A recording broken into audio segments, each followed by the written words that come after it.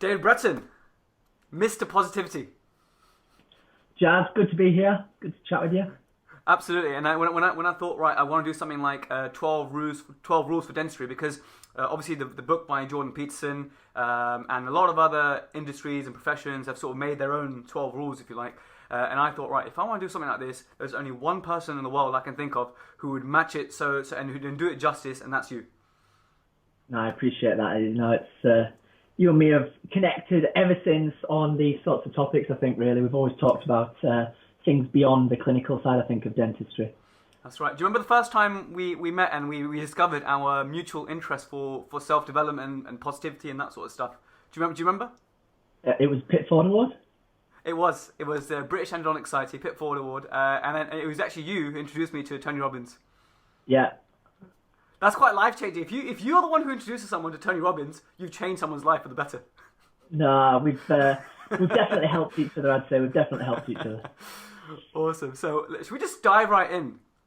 Dive right in. We've got 12 thought out big rules to go for, I think. So yeah, let's get on and have a chat about them, really.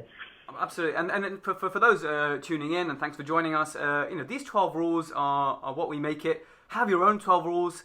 It's, you might enjoy some of them, you might hate some of them. That's completely cool, okay? Is this something that me and Dave sort of looked at and agreed on, that, actually, and there might be some things that we haven't actually rehearsed this, so there might be some things, and I said to Dave, look, if it's completely cool if we disagree on something.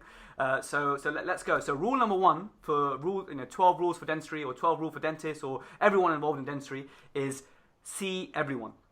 So Dave, I didn't come up with this rule, I pinched this rule from a book that's called If I Could Just Tell You One Thing by Richard Reed. Have you read that one?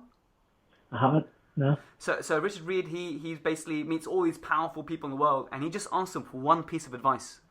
And what Bill Clinton said was, see everyone. And what that means is basically that Bill Clinton, he has a very special talent or a gift, is that he makes everyone feel important. From the person who opens the door for him, from the taxi driver, from big or small, whatever, he will make a child, an elderly person, he'll make everyone feel seen, and he'll make everyone feel important, which I think is so beautiful. And the way I apply that to dentistry is, sometimes, when you're having a bad day, a rough night's sleep, and you go into work, and the nurse knocks on the door, knock, knock, opens the door and says, yeah, good morning, Jazz. And you know what? If I'm on my computer and I go, morning, and I don't even turn to look around, that's not doing it justice. So basically, make that eye contact, make that smile, make someone feel important, make everyone feel important. Mate, I think it can't go enough to be said how much of a team thing dentistry is. And you see your nurse in particular more than you'd see your other half. You're with them all day. Work wife. Yeah, work wife, absolutely. And I think to make them feel appreciated, I know some nurses definitely aren't paid and appreciated enough sometimes, Big time. Which is a whole different topic, and as an associate, it's a strange one. So I think beyond that, to make them actually feel appreciated and cared for, but as you say, you go well beyond that, and that's to the cleaner, to the everyone else you're going to see in the building. That's so true. The other day we were leaving for our Christmas party, and I'll use the term as well, the cleaner. Okay, she was. So we didn't need to lock up. So we all said, oh yeah, the cleaner's here. We don't need to lock up. But the cleaner's right there, and yeah. I said, hang on a minute, and I looked at her and I said, what's your name? What's your name? Her name's Evelina. Okay, no one knew her name. So now we said, okay, Evelina's here. She's going to lock up. So she's not the cleaner anymore. She's Evelina. Yeah. Totally right. Yeah. Even down to cleaner, no matter who you are, we as in our profession, for positivity, for all these reasons, for just life, we need to see everyone. And even that means sometimes the person who's accompanying the patient, or the people sat in the waiting room, when you're going down to collect a patient, or you're going to the waiting room to collect a patient, say good morning, smile at everyone, make everyone feel at ease, and then collect your patient. That's completely cool. I tell you where that's a big one. When you have patients who, for example, don't speak English, and you have a translator, what's really strange that people do is they'll speak to the translator and sort of actually don't speak to the patient anymore. And it's having this dialogue because you're trying to communicate with both.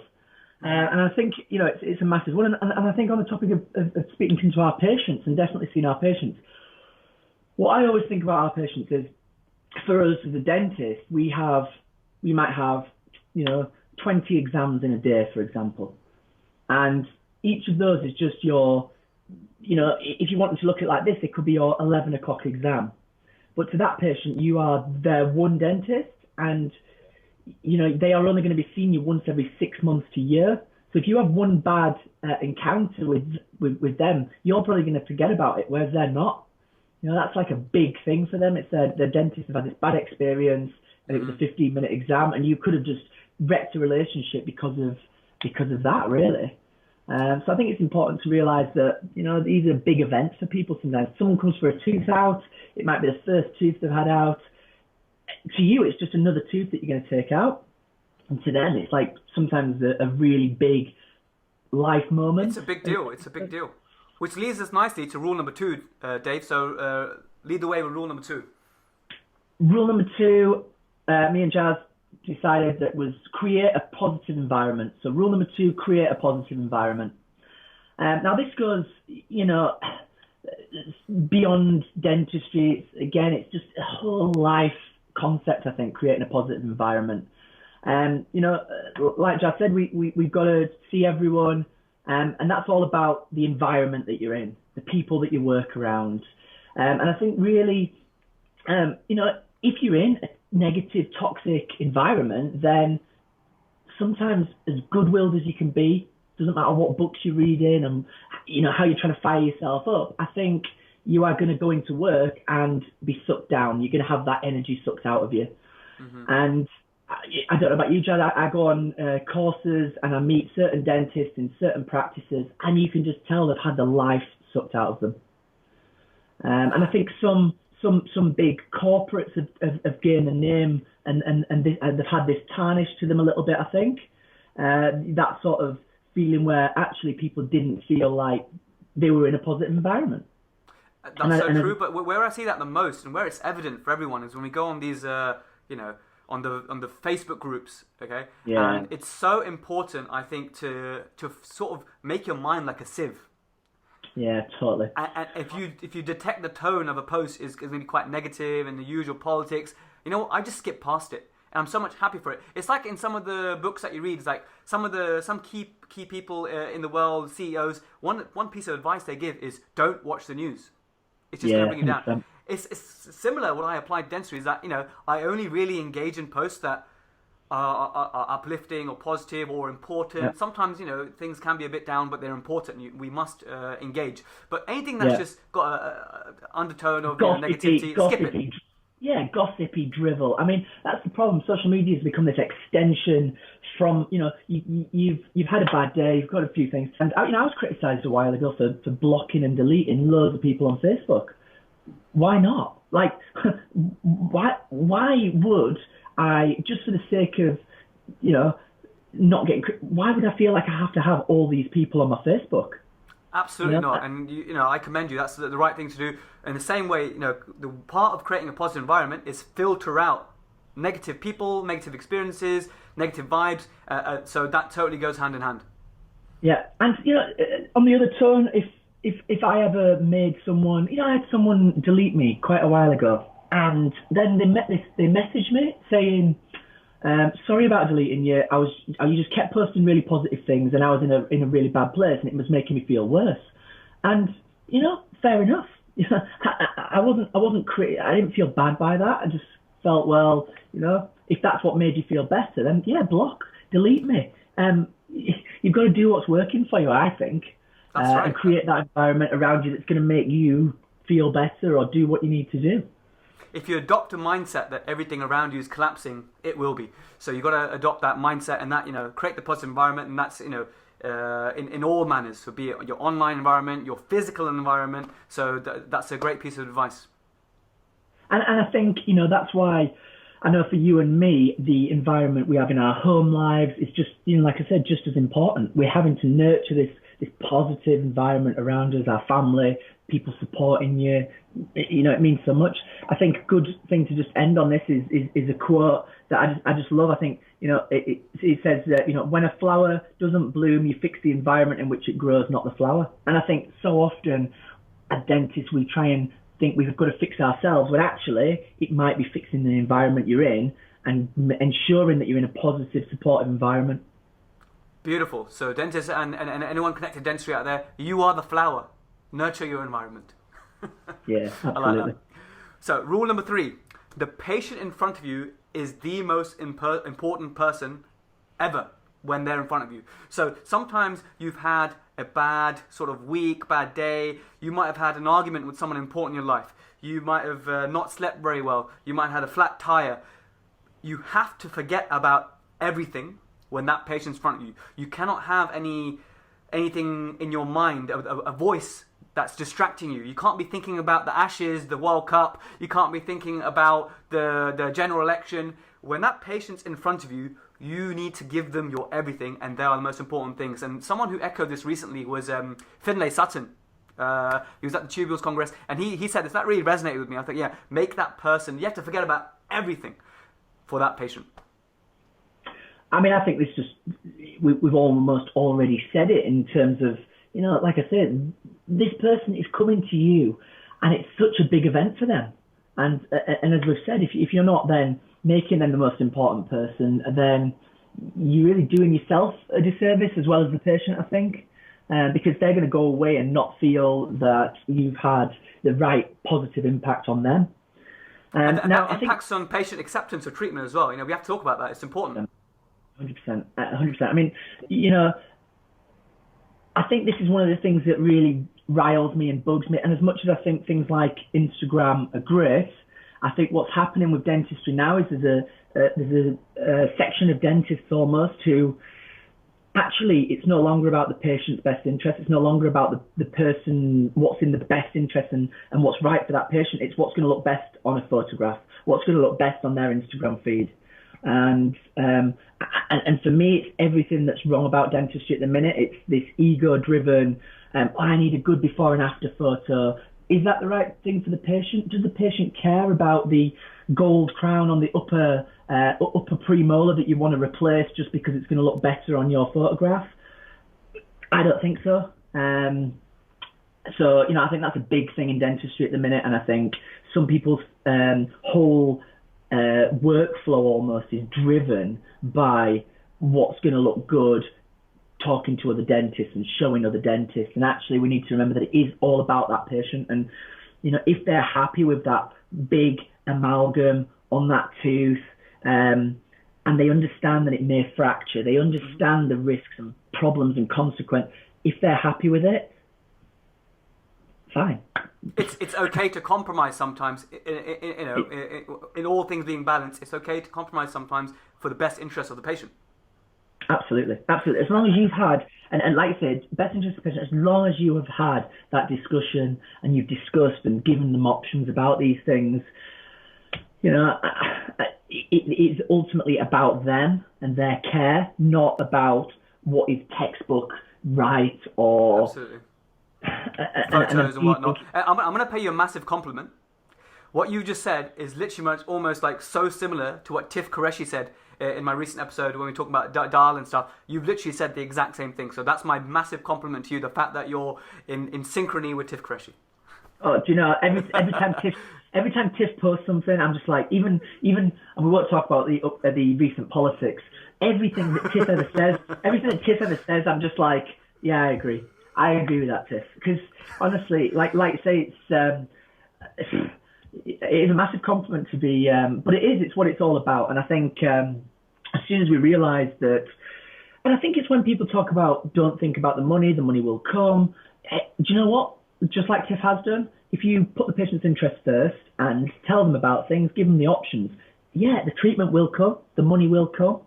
And I'm finding that for myself, as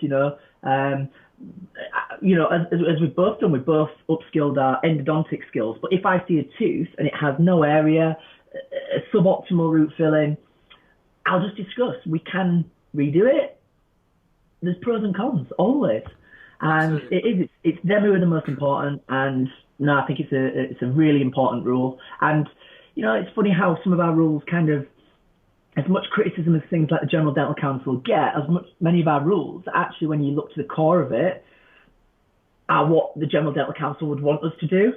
You know, put patient's interest first. We're like, make patient the most important person. It goes hand in hand. It is. So over to you, rule number 4. Rule number 4. Massive one. It comes on just from that last one. Rule number 4, don't own the patient's problems. You know, when you and me sat down to look at these 12 rules, Jazz, we were really conscious, I think, and focused to make it about 12 rules to have a happy and relaxed and stress-free life in dentistry. It wasn't just about how to be clinically the best dentist, and it's so much beyond that. And there are those rules out there already, you know, get loops, get magnification. That's been done. This has got a different twist to it. 100%. This is. I think this is bigger. You know, this is more about whatever you're doing. All these rules can be applied. So don't own the patient's problems. I think my experience is one of the reasons that dentists are so stressed is they own their patient's problems. They carry the patient's problems around with them. The biggest ones, you know, deep fillings. You know, patients come in, they've got masses and masses of caries in a tooth, and the dentists are all stressed about, oh, this might flare up. That's not your fault. That's not your problem. It's only your fault if you've been seeing the patient for years and years and years and years and years and not taking some x-rays. Absolutely. If the patient's presented to you as a new patient and you see a huge hole, you just have a conversation. This is their huge hole, not yours. And, you know, I work half a day a week at the dental hospital with undergraduates, and I see this all the time. You know, they just own all of their patients' problems. You know, oh, but he's got really loose teeth. I'm like, you've just met him. Like, you take an X-ray. You just got to do the things you've got to do. You've got to take an X-ray, tell them about the problems, and make them own their problems. So if someone has a deep filling, you say to them, look, I've taken this X-ray, this is what we can see. And as a result of this, this is what's going to happen. You know, we can do our best to try and do a fill-in. However, there is a risk that it flares up. In fact, that's very high because this is the X-ray. You know, you just communicate. And communication obviously is so important, but that's not our problem. It's our patients. Similarly with bone loss, you know, you're just going to let people know about it. That affected me a lot in my first 3 years in clinical practice. Oh, absolutely. I couldn't agree more. And I think they're the people it does affect the most. Young dentists who just carry all their patients' problems around with them. Because as well, you know, you go from a hospital environment as an undergrad where people aren't paying. So reality is what happens in that environment is everyone gets what they're told to get. You know, you say to a patient, come back for multiple cleaning appointments. We're going to keep you. Yeah, you know, that's how it's going to be. The difference is when you go into paying into practice is that what happens there is suddenly compromises have to come. Because suddenly, if I'm charging £500 for a root canal filling, that patient needs to know at that appointment, look, this is what's could happen, and this is what's going to cost you. And that patient may then be saying, well, I can't afford that. And that's not your problem. That's not you who should be carrying that problem around with them. And I think we both probably found it with things like tooth wear. Tooth wear is complex. It's expensive to treat. And all we can do is tell people about it and not own that as a problem. And now I feel this is where I struggled in NHS practice. I really struggled in NHS practice because, you know, the final straw for me in NHS practice was a girl who came to me, and I'd already done about 3 root canal fillings for the band 2 charge. So, you know, we're talking £10 a root canal filling, not even. And you spent hours. Hours. Good quality. And I know your root canals. Yeah, your root canals are on point. Good quality. I'd done what I could. And she had an upper central, and it was root treated, massively built up with composite, and it fractured. And she said to me, you know, it fractured at gingival level, and I was like, it's broken. These are options. Bridge, not really an option because the neighbouring teeth just weren't suitable. An implant, which is the ideal, the gold standard option here. It's not going to damage any other teeth. It's going to be the ideal, or a denture. And I did her a denture because that's what she wanted. She was an NHS exempt patient. We did her a denture, and it wasn't good enough for her. And, you know, it didn't match how the teeth next to it looked, an upper central denture. And, you know, for me, what happens with the NHS is you are made to own the patient's problems sometimes. They come in, you're my NHS dentist, you know, what are you going to do about this? Yeah. And what I find for me in private practice is that patient can come in and they can go and see any dentist they want. So I don't have to own their problems. I'm just here as someone who can offer them some solutions. And if they say, well, so-and-so down the road said he can do this, great, go and see so-and-so down the road. I am obviously not as good as he is. You know? Absolutely. And I think since I stopped owning the patient's problem, since I just started stepping back, telling people what I saw, giving them the options, I'm a hell of a lot less stressed. You know. This is a massive one. This right here is probably, I think this is my favorite rule, what we're discussing right here, because it affects so many people. And if for my mental health and my cortisol levels, this has been the real game changer. I know the word game changer is used, banded around, but this really was such a massive thing. So if you're listening out there and you're owning the patient's problems, and I'll expose myself a little bit. In my earlier years, I'm a highly empathetic individual. So when I remove a tooth from someone, as a DF1, I'd go home and I'm about to go to sleep, and I'm thinking, I hope that patient's okay. I hope they don't get a dry socket. I hope they're not in too much pain right now, which is a beautiful thing in a way, to be so empathetic. Yeah. But in a way, that is it's a bit too much to affect my personal life and my emotional health. So I know some people who do that. You know, young dentists do this, and it's a very deep conversation to have. So I think don't own the patient's problem, and then this leads beautifully onto Rule 5. Absolutely, rule spot on. Go ahead, Jazz. Which is don't care about a patient's teeth more than they do. Just absolutely do not do it, because you've had those situations where you're again owning the patient's problem, you're stressing about it. And the patient has led themselves, through neglecting themselves into this path, and they're not that bothered. So why should you be? And we can all think of that patient. Absolutely. I mean, this is, I think, where we really struggle, because we value, as dentists, we value oral health so highly. We value it so highly. We think it's like, it's our lives, teeth are everything. Oh my God, how could someone lose an upper central tooth? I have sat and had conversations with someone and said, look, this tooth's really broken down. These are your options. We can take it out and look at replacement options, or we can try and save it at all costs. And patients have just turned around and said, oh, just take it out. Absolutely. And I'm like... It shocks your system, doesn't it? It just shocks your system. And I'm sat there like, so what are we going to replace it with? And they're like, oh, I'll just leave a gap. And I'm like, so what? Some people do not care, and some people do not care because they just don't value oral health.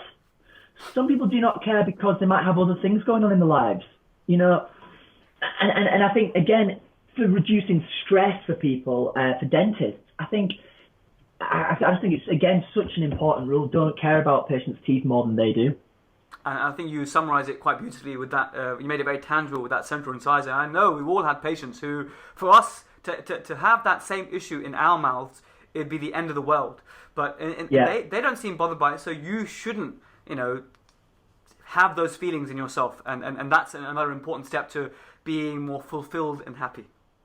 Absolutely. And I think, I saw this a lot with gum disease, a lot with periodontal disease. I tell people, I worked in Yorkshire, as you know, you graduated there, and it was a very, very, it was a affluent area, but very sort of, a lot of the men in particular had a lot of tooth wear and a lot of perio and didn't care. And every conversation, and it was frustrating because you kept having to have the same conversations. And they would just say, well, can you not just give me one of those little cleans? And I was like, and you know what? I got to the point where I was like, well, yeah, I can, but as long as you understand that that's not the ideal thing, and eventually you may lose some teeth. Oh, that's fine. Just crack, and that was it. And I was wanting to do 6-point pocket charts and multiple perio treatment appointments. They didn't want to do that. They didn't care. So perio is a great example, because people are always posting on there like, I've tried non-surgical root surface debridement, and the patient comes back and they're obviously not using TPs and obviously not brushing. Yeah, that's a perfect example of someone who doesn't care. So why should you?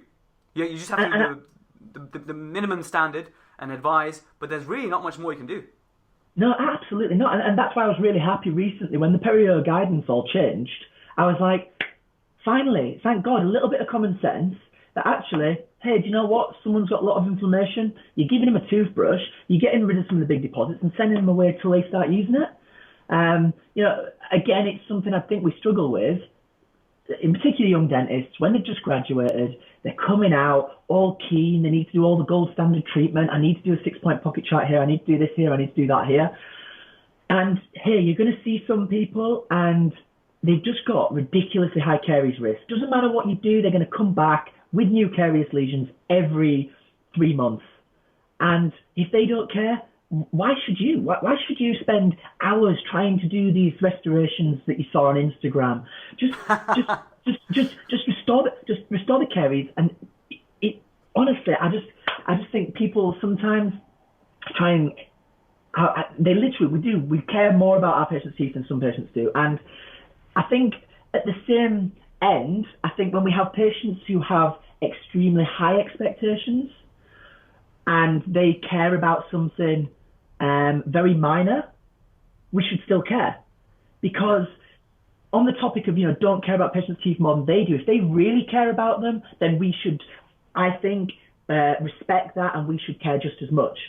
Beautiful. I see people who come in who say, I really don't like, and it's something really minor. And I just say, have you not discussed this with your dentist? And they say, yeah, he said it's fine. And I'm like, but does it bother you? Yeah, it bothers me. So why are we not discussing options for you? Absolutely. If it bothers them, they're the most important person, once again. That's it. We've got a huge spectrum, and some people don't care, so we shouldn't care about their teeth. We should still give them all the options, and et cetera, et cetera. But when we have those patients with ridiculously high expectations and they care a lot, we should honour that and respect it. And hey, do you know what? If someone's got code 1s in all their sextants or the BPE, and they really care about their oral health, we should be looking to see how we get them to all 0s. Beautiful. That's so true. Why are we not talking to those patients about TP brushes when they're not using them? They've already got an electric toothbrush. And, I think, especially if you're a busy general dentist, there's that worry that someone like that comes in and they're just like, oh, fine, someone doesn't need anything.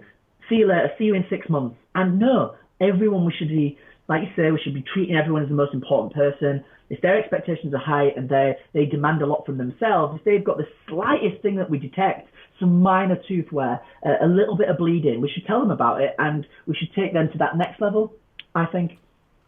Beautifully said, and that leads on again beautifully to rule number 6, which is on the topic of ultra high demanding patients, if you like, is trust your gut. Now, we've all had that patient where we regret taking this case on, and maybe you took it on because you wanted the experience, or you wanted to do a specific type of case, or you generally wanted to help someone, but you really did not undersell, and you really found it difficult to over-deliver in that case because the expectations are sky high. So sometimes you get that feeling, that really sick feeling in your gut even during a new patient consult, that actually, am I sure I want to do this? There's something quite fishy about it. I mean, you have that feeling, right? You get that gut feeling as well, right? 100%. It's funny because you talk about Tiff Qureshi before, and just to bring it back onto Tiff Qureshi, obviously he advocates a lot of ortho, GDP ortho for his patients, done in a safe way. And what Tiff talks about quite a lot recently is how a lot of young dentists are going looking for these Instagram patients. Oh, let me do some marketing. Let me pull in some new patients. And actually what a lot of people are doing is they're ignoring those regular, everyday patients that they're seeing in their practice. They are the safe people that you've built up rapport with, you've got this relationship with, and actually you've already got that gut feel, and everything's usually fine. I see, when we do bring these patients in from places like Instagram, it's never been more important to trust your gut, and sometimes you just get these vibes off people, and they're just never worth it. It doesn't matter how much you're going to charge, they're never worth treating, because you'll constantly then see their name in your book, and you just think, I wish I'd never touched them. Don't treat someone that you can't have a laugh with, on that same vein. Yeah, absolutely. Someone who you are never going to be in rapport with. and it makes it really difficult. I think if you can sort of cultivate a patient base who think like you think, you will just have the easiest time, because You'll you're have going to be such a great career if you you're attract going to those type of love patients. absolutely, you're going to love what you do. And on the same token, in a positive breath for Instagram, that is the benefit. When you do your own marketing, you will attract the patients that you want to treat, who are like you. It's why on my Instagram, I've always had my personal life. Hey, I get patients coming in, oh, I came to see you because you've got a Dalmatian, I've got a Dalmatian. Oh, And that's awesome. Suddenly you're in this, like, it's bizarre, but it's why I sometimes think it's hard to separate your dental life from your personal life. It shouldn't have to be the case. Yeah, it shouldn't have to be the case. Absolutely not. And you should, and similarly, if you want to showcase what you do and you want to market, make sure you're very genuine with that. So you're marketing what you're actually about, because otherwise you're going to attract people who you actually don't want to treat. You know, you don't want to treat those people. And I think, trusting your gut, and one thing that we can never overlook is just like you said, is the patient attached to their teeth.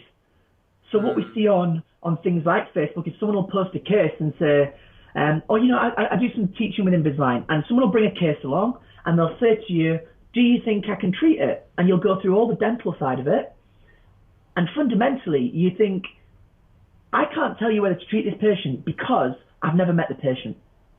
And that can be the make or break whether you should treat them. You don't know what the goals are. I think ultimately it hinges on the patient's goals. Absolutely. And it hinges on what they are expecting. Do they want the very best? And if you can't provide that, or in any doubt, then no, you don't want to treat that. So everyone, trust your gut. When you have that sinking feeling, you'll never regret not seeing a patient. It's basically what we're trying to get to here. So you never remember the ones you never treated, do you? Ever. Exactly.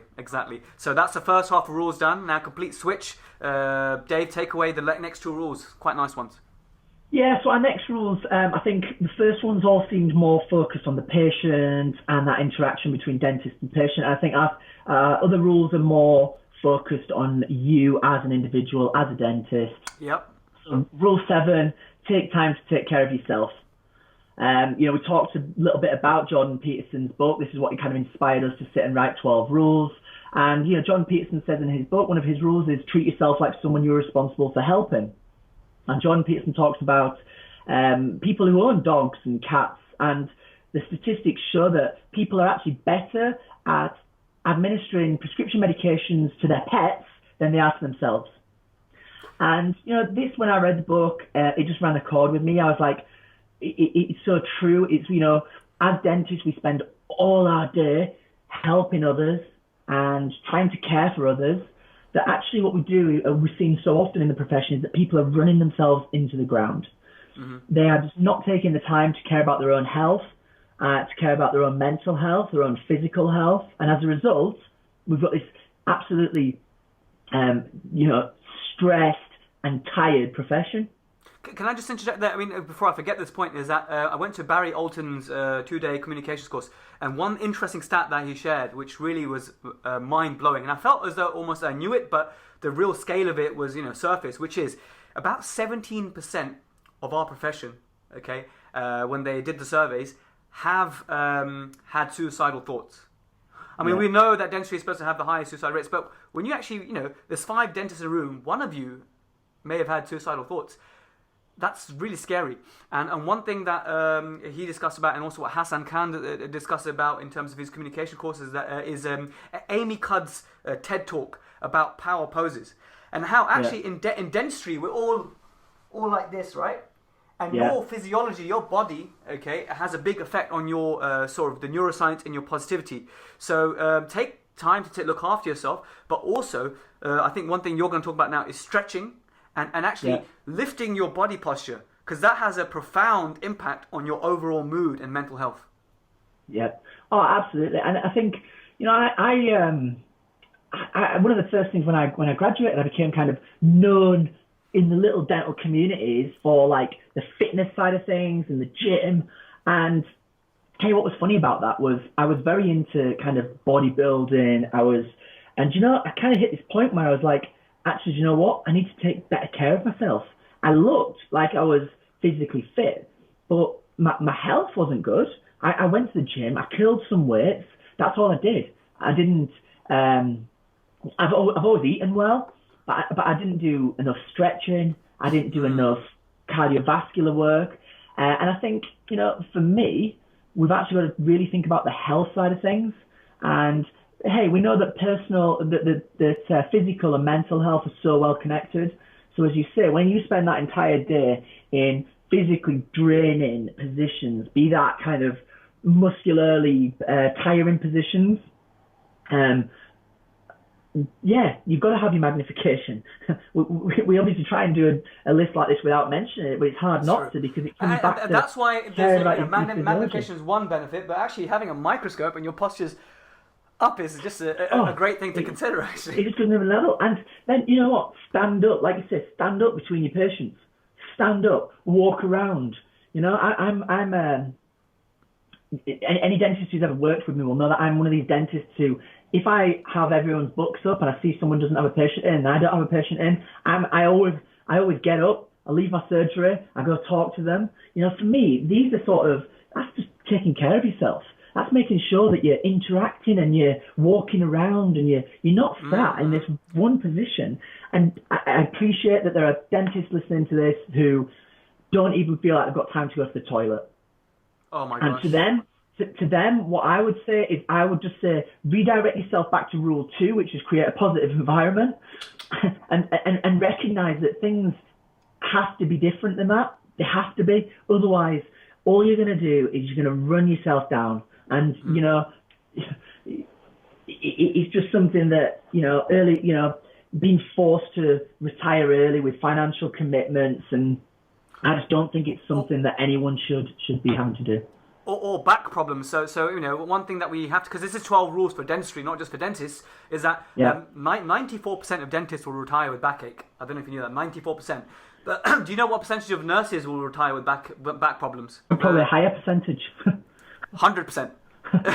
It's true. So one thing I'm always doing is that when I'm doing my dentistry, I'm actually looking at my nurse, and I'm actually sometimes suggesting that, are you comfortable? Are you okay there? How's your back feeling? And sometimes that's a reminder for my nurse. So, you know what? Yeah, you're right. Let me fix up here. So look out for one another. And one good piece of advice I was also given on the same vein was, how much money do we spend on equipment? Right? As dentists and dentistry, the most important equipment, most important bit of machinery is yourself. So maybe go to the yoga, have a physiotherapist, get some massages, because your body is an important piece of equipment. Everything hinges on that. So that's a good way to sort of reflect on it. Yeah, no, absolutely. I think I couldn't agree with you more. I think we have to, the analogy, I can't remember which book I read it in. We read that many kind of these development books. But in the book, he's talking about when you're on a plane, they always say, when there's an emergency, put your own oxygen mask on before you help anyone else. And that's what it comes down to. It's like, if you don't help yourself, you will no longer be able to help other people. So if you retire with backache, suddenly you're not there for all your patients. You're having to take time off work. So if you're not looking after number one, if you're not looking after yourself, you can't help your family, you can't help your patients, you can't help your team. So actually, like you say, everything's hinging on you and your health. And what's really frustrating is I think a lot of us know this, but we still continue to drive ourselves into the ground. It's common knowledge, but we don't surface it. Absolutely. I work 7 days a week so I can help all my patients. You think, long term, are you helping your patients? Really? Working 7 days a week? At some point, that will break you. It will. It will break you because you've not had the time to have a good personal life and a life outside of dentistry, or it'll break you from a health point of view because you spend so much time hunched over doing that, in positions that are bad for your back and for your neck and things like your musculoskeletal system. Cool. Rule 8? Rule 8 is focus on your own journey. And we've talked about social media a few times here, and I think the hardest thing now is there is so much noise. There's so much noise that, you have suddenly been bombarded with what other people are doing. And I think the biggest challenge here is what you're actually being bombarded with is never the reality. It's this distorted highlight reel. You're being bombarded with positive messages about, oh, my day's so great, look at this, look at that. And I think sometimes we just have to block out the noise and really focus on ourselves, focus on our own journeys. Amen. Now, and I've had this conversation so many times with in particular young dentists who are particularly at dental school or just graduating, because I say, what do you want to do? Well, my friends are applying for a hospital position and this and that, and I'm like, but what do you want to do? What do you see? Where do you see yourself? What is your journey? What are you destined to do? What excites you? What interests you? Hey, do you know what? It may be something that doesn't interest me at all. I've talked to people who say, oh, well, I'm really interested in dental public health. That was never for me. But if that's for someone else, then they should absolutely run with it. They should absolutely run with it. We need more people like that. Absolutely. This is how the profession is all built. The profession is built on some people enjoying things and some people not enjoying them. And everyone should just really, as cheesy as it is about following your passion, you've got to really, I think, dig inside yourself and say, okay, well, what is it that I like doing? And then find a path and go do that. Focus on your own journey. Focus on things that you enjoy. Sometimes the earlier years you are on a path of discovery, and that's completely cool to just be open to yourself. Like, I'm discovering, I think I like this, and you give it a go, because if you don't give it a go, then you'll never really know. So you give it a go, but then you're always sort of feeding back and say, okay, is this what I'm really enjoying? How can I make this even better? How can I now change my environment to design the life how I want it as part of your own journey? And the other thing I want to say, Dave, is never compare yourself to someone else, especially on social media. Never ever compare your work to someone else. They're in a different place. They're in a different journey to you. But always do compare yourself to where you were a few years ago. Totally, that's completely acceptable to do that, because that's how you know if you're making progress. Are you growing? Yeah, absolutely. And I think that is one of the, again, adding to talk about the mental health side of things, that is one of the biggest problems now. And, I totally agree with you about the first years of dentistry, trying to get that exposure to as many things as possible. It's well known now that undergraduates are graduating with far too little practical experience, and that's no fault of the dental schools. That is a lot of different factors involved in that. But what we're graduating having done one molar endo, no orthodontics, one surgical extraction perhaps. Yeah. And there's no way that at that point you are ready, in my opinion, to decide what you want to do for the rest of your life. And I think Agreed. It's where we really need to bring in specialist pathways for people later on. At the minute, everything is built on, from day one of graduating, you have to go into this hospital position and go into this and go into this if you want to become a specialist. MFTS, tick box. Absolutely. Tick, tick, tick. All you're doing is just ticking off these boxes, and before you know it, you're blinking and thinking, yeah, I'm a specialist in this, I'm a professor of, this, but I never actually got to go out and experience as much as possible. And, I think my view is the first 5 years, which is what we've just probably come to the end of, I think. We're about year 6 or 7 now. Yeah, that's right. The first 5 years for me was spent going on courses in everything. I went on an implant course. I placed implants. I didn't enjoy it. It wasn't for me. Same here. I placed about 4 implants, and it just wasn't for me. It wasn't for me. And I think... But that might change, Dave. That might change. Me and you might look at 10 years from now, look back at this episode and think, oh, we're both placing implants now. But in terms of our progression, what we enjoy at the moment, it doesn't fit in with our in what we enjoy. And then that's totally cool. It's completely cool to say, here's the bits of dentistry I want to do because I enjoy them. Here's the bits that are not for me at this moment in time. And that's completely fine. Yeah, absolutely. And I was always like that with, it's like dentures. I've never enjoyed dentures. I don't like doing dentures. I have no interest in them. And sometimes, sometimes it can be down to, and you'll talk about this shortly. Sometimes it's down to the people you meet. Sometimes you meet someone, you go on, you didn't enjoy dentures. You go on one course with Finlay Sutton, and suddenly you're like, I love dentures. Dentures are my thing. He certainly has that effect on people. Yeah. And I think that is what it's about sometimes. I think, like you say, you can only kind of go on how you feel at the minute. And I think if you don't enjoy aspects of dentistry, and again, I don't mean to criticise the National Health Service, but the NHS, problem with being an NHS dentist is you do not get that choice. You do not get that choice. You are in a contract to do everything. You can't say, and if you do say this, which some do, with things like molar endo, you are breaking your contract. It is unethical and wrong to be in a contract and then say, well, I don't really do molar endos, so you'll have to go private. No, it doesn't work like that. You have signed this contract. That's what you're saying you can do. If you don't like aspects of dentistry in private practice, you tell people, I am not the best man for this. I am not the person to help you with this. My colleague, and you direct people to the right people. And that's how these private practices really thrive, that actually what ends up happening is the people who like doing certain things do it. And the people who don't like something don't have to do that anymore. Would you want your family member, or even you, to have brain surgery by someone who doesn't like doing brain surgery? No, never. I know we're talking about teeth. It's just teeth, and at the end of the day, guys, it's just teeth, right?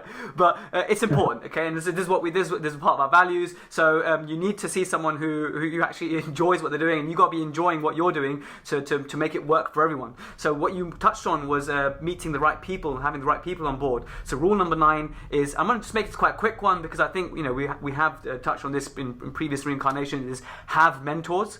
And one thing I want to say is that people always say, oh, it's so difficult to find a mentor. Well, it's 2019, almost 2020, okay? It has never been easier to have a mentor, okay? If you're a dentist in the 1950s, okay, how do you find a mentor? Maybe local meetings. You definitely wouldn't see any international dentists, or very difficult to do so.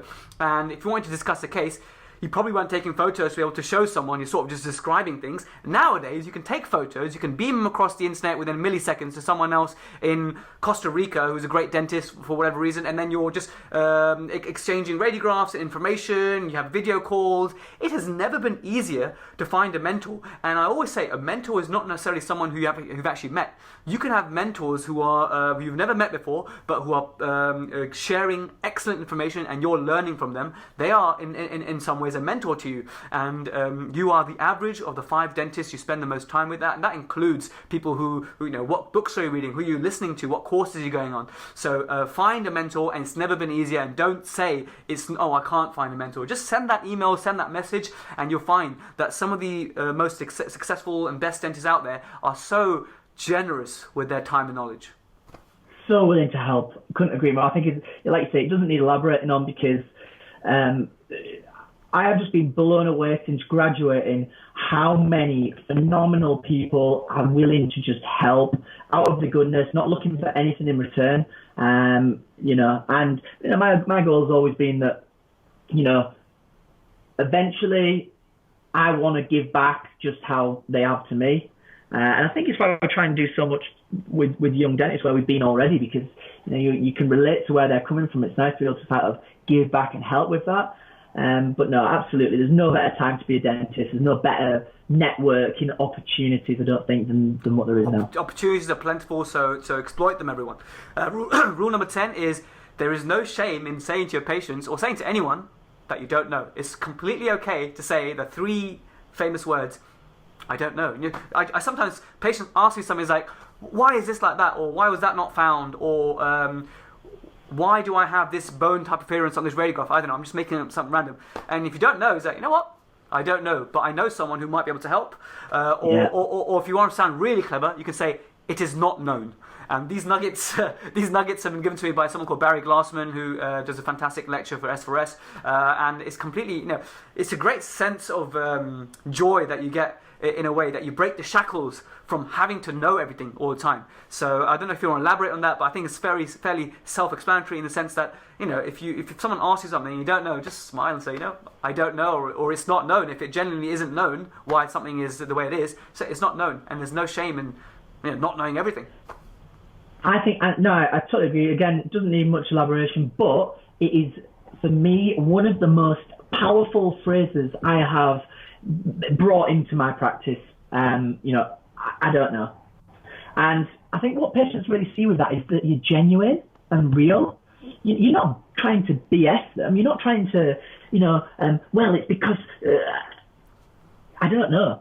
I don't know. And as you say, and I think the power is when you can say, I don't know, but, and you can say, I don't know, but I can find out, or I don't know, but I can. And I think this goes for when people do lecturing and you ask someone a question and they don't know, and they stand there and dribble out this answer to you, and you think,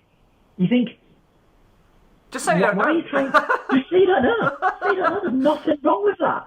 And a huge one. This comes down to with things like tooth wear, and the more complex dentistry gets, people come in and say, "Can you help me?" And I think it's that power way saying, "I don't know," or "Can you help me? What do I need?" At the minute, I don't know what you need, but I can find out. And this is what we need to do that. We need to do photographs. We need to do mounted study models. You're giving them a journey, but you're telling them right now, I don't know. Yeah. And we're so drilled in as dentists, give patients a treatment plan the first time you meet them. Complex dentistry, you can't do that. You have to say, I don't know. I need to do some further investigations. I need to go and find out. And I think, like you say, I think there's a lot of power in that. Brilliant. So last two rules, 11 and 12. Come on, Dave. 11 and 12, they're very brief because I think we've covered so much. Rule 11, if you're not enjoying things, something needs to change. And I think, as I say, we don't really need to talk about this too much because everything we've been talking about creating a positive environment, about trusting your gut and enjoying everything comes down to, if you don't think this is how you're currently operating, and this is how things currently are for you, I think the first step is recognizing something needs to change. Yeah. And once you recognize that and you come out of the denial of, well, this is how it is, don't be a victim. Don't be a victim. Take off that victim t-shirt and just realize that actually things need to change. And you need to identify what needs to change. And it may be you need to do less UDAs. It may be that you need to, maybe as extreme as you need to move practice. You might need to work with a different nurse. You may need to take another job elsewhere so you can get some experience and some insight. You might need to work less days. You may need to drop a day. And I think as soon as you recognize that something needs to change, that's when you're in control. That's when power happens, because at that point, then suddenly you can make things change and you can go on to have such a happy time in dentistry. It's like the flower analogy again, basically. It's not the flower needs to change, it's the environment, and that it's already been touched on. So that's quite good in that way. That's it, and it's down to you, as I say, to recognise that, hey, if you're unhappy and you're miserable in dentistry, why? Why are you unhappy and miserable? Get a piece of paper, write down all the reasons why you think you're unhappy and miserable, and it may be, I need to treat different sorts of patients. How are you going to do that? Come with an action plan for each one. I'm working too long hours. Go and have those conversations. Do I need to work these hours? Can I condense my time and do different things? Can I book longer for a new patient exam or an examination in general? For me, 5-minute children exams, 10-minute adult exams was not enough. And hey, I appreciate that some people feel forced that they have to do that. Why not just work 5 minutes? 5 minutes more. 15-minute exams. These 5 minutes are crucial for your own sanity, I think, really. Never mind Absolutely. Anything else. And I think that takes us on really nicely again to rule 12, which is enjoy the present moment and the journey. And I think as dentists, a lot of us are very type A personalities. We're very focused and very driven. Mm-hmm. And I was reading Michelle Obama's book recently, which was very good, and she talks about the cycle that she found herself caught in, which was the effort achieve, effort achieve, effort achieve. Mm-hmm. And what we do is we're doing our GCSEs, and it's effort, and we achieve. We get all A's and A stars, or whatever the new grading systems are, 1s and 9s. We get all the top grades. What happens? We move on to AS, we move on to A levels. Effort, achieve. we get all our A's at A level. What do you want to do next? I want to go to dental school. Effort, achieve. Again, constantly, you're moving to that next level. You're at university. Each year, it's just effort, achieve. And sometimes you're too busy. You know, there's a quote that says, you know, life is what happens. You know, it's all about, sometimes we're so busy making goals that actually we miss out on life. Mm-hmm. We actually forget to just enjoy the journey, and we graduate, and then we're dentists, then we want to specialize, and you're constantly on this actually just need to enjoy the next big thing. Absolutely, you're constantly chasing something. You're chasing the next thing. You're chasing, and do you know what? There's always going to be a next thing. If you're not careful, just be present in the moment and think, do you know what? If I'd have, like you say, you've got to compare yourself to where you were 2 years ago. If you can look back and say, this is where I was 2 years ago. If I'd have said to myself 2 years ago, this is where I'm going to be now, would I be happy with that? And that's the question for everyone to ask themselves. And you know, there's no right or wrong answer. So everyone should just reflect. And the answer is, I'm not happy. Then that sort of sets the tone for your next 2 years. Yeah, absolutely. You've got to always be, but for me, as I say, it's really trying to be present and really enjoy and appreciate where I am. And I think we should all do that. I think we should all, for better or for worse, stop and reflect on where we are, but enjoy the journey, not just getting some more letters, because every letter you get after your name, you know, if you get into that cycle, you end up very lonely and miserable, feeling like life's passed you by, but with hundreds and hundreds of letters after your name. And for me, that's not success for me. But success, as we could always talk about, is so personal and so different. So, anything you want to add on that? On that one, I'm going to say is I think it's a beautiful thing that's saying and it's so important to enjoy the now. On the flip side, I do think that as dentists, one good piece of advice I was given by an oral surgeon was that never, as a dentist, stay stagnant. Don't become stagnant. Always be upskilling or trying something new or putting yourself out of your comfort zone, because that's where growth happens. But not for the sake of present happiness, and to actually be mindful of the present moment. So you got to find that balance. You shouldn't stagnate, and I don't think you're trying to say to stagnate and just accept the status quo. But really, yes, develop yourself and look for the next big thing, but also appreciate the beauty and the power of now. Yeah, no, absolutely. That's it. It's, you know, I was always told, you know, if you stay still, you're going backwards. And it's true, because things are changing all the time. So you have to keep evolving. But you have to enjoy that journey and appreciate and have the gratitude to just be like, wow, you know, things are really good and I'm enjoying what I'm doing. Whilst, you know, still looking at the next thing. So appreciate where you are whilst still looking forwards and trying to move forwards, I think. Dave, thank you so much for that. Thank you for joining me. It's been really fun chatting to you about these 12 rules. I knew it would be. And I just want to say I'm so excited for you. You know, you're going to become a father soon, and it's going to be life-changing. So I wish you all the best, you and Chloe, all the best for that. And thank you so much for injecting our profession with positivity, with more muscular hypertrophy, and all that sort of stuff. So, yeah, it's been an absolute pleasure. The last 6-7 years knowing you, and as I say, now appreciate coming on.